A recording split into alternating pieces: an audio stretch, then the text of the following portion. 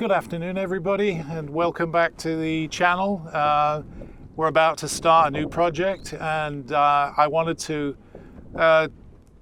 take on an album I did in 1983 and talk to you about the process of producing a solo album with Andy Fraser that was known as Fine Fine Line. Andy had long been a hero of mine. As a teenager growing up and playing bass and hearing All Right Now that he co-wrote with Paul Rodgers, and that absolutely iconic bass line that he came up for that song. So never dreamed, the same as Quo, that I was actually going to work with him. When I was a kid growing up in South Devon in Torquay.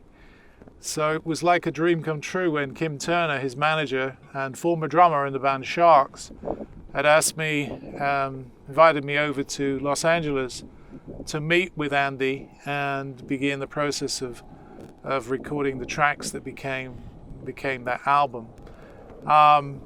It wasn't off to a completely clean start. We had a few problems in the coordination with the guitar player that he'd initially selected, Michael Monarch, who was a guitarist in Steppenwolf, and our timing in getting Michael into the studio at the same time as we were didn't quite work out, and it was a great shame because I had great admiration and respect for him as a guitar player.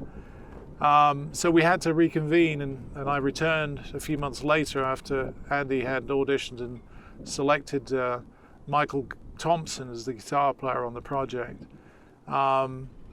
We had a whole great bunch of songs, some that he had co-written with Bob Marlick, the keyboard player, another song he'd done with Jim Valance, and also a song that he'd written with Graham Lyle, and I got to meet Graham Lyle really through Andy, and then have a song that Graham had written for the Climax Blues Band as well, another album I did around that same period.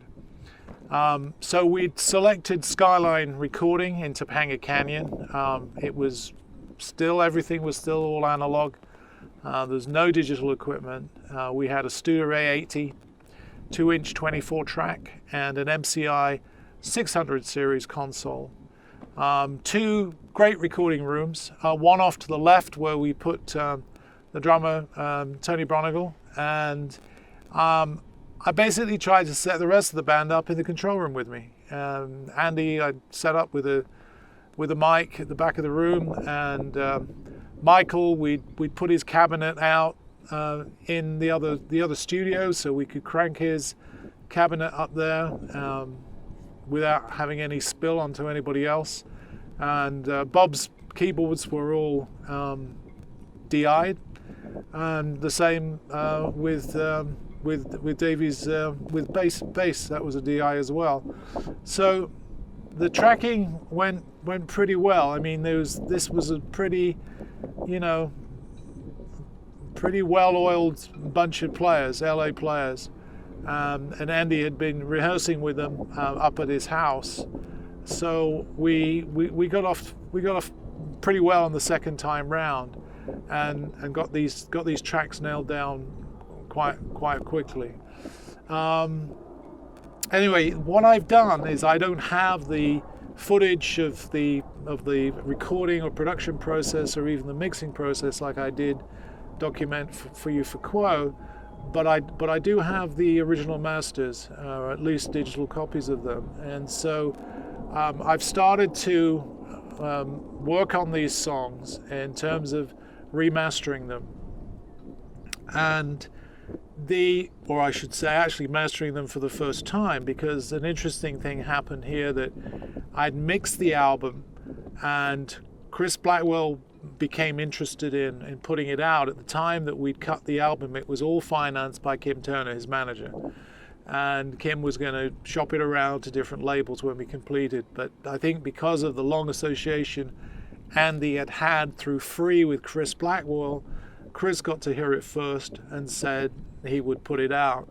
And he did call me. He had a few reservations about, I think, the mixes, and he felt he wanted to hear some alternative mixes done.